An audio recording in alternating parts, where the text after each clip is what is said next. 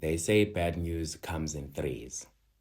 For John, it came on one piece of paper, folded once, slipped under the door. The paper was yellow, official, thick enough to feel like trouble in his hands. Final notice. 3 months rent overdue, 2 weeks to move out. He read it once, twice, then set it on the counter beside a chipped mug and a bowl from last month he'd never opened. His lips were cracked again, peeling. His skull itched so bad the dandruff fell in soft white flakes onto his shirt. Stress had a way of living on your skin before it broke you anywhere else. Up until now, John had never really thought of himself as someone who failed. Sure, some dreams had taken longer than he planned, but he was still in the game. He'd been building. 14 years of his life chasing the career he wanted.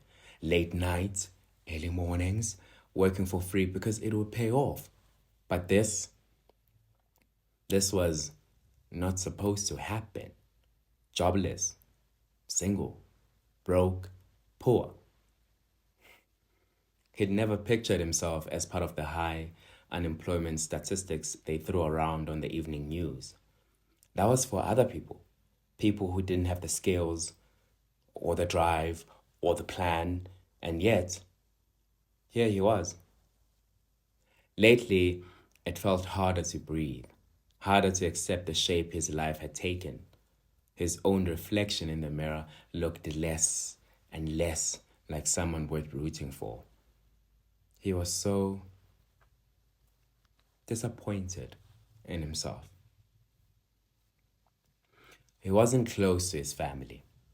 Old friends had drifted, or maybe he'd drifted from them, too focused on making it to build a community that could catch him now. If the eviction went through, there would be no couch waiting, no spare room, just his car. A small, rust-speckled hatchback with an engine that rattled on bed road and an aircon that hadn't worked in years. He pictured sleeping there, feet pressed up against the steering wheel, condensation fogging the windows, shivering at 3 a.m. in a blanket that was too thin. And yet, somehow, he wasn't done. Because hope doesn't need facts. It only needs a silver of maybe. Maybe an email will come through. Maybe the phone would ring. Maybe an opportunity would land in his lap before the move-out date. He imagined it. A company saying, "We've been looking for someone like you." Or a project that would keep him afloat. Or something, anything, to prove the last 14 years went a waste. That night, John lay in bed staring at the ceiling. Not tired, not awake. The yellow paper still sat on the counter, catching the street lights in its edges. He thought about all the versions of himself he had believed in. The younger John who saw every setback as just part of their climb. The older John who thought he'd be secure by now.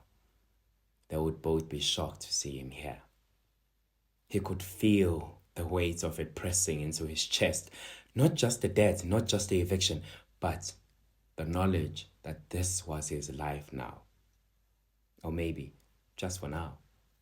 And so, he closed his eyes, held on to the hope, thin as it was, because if he let that go, there'd be nothing left to hold.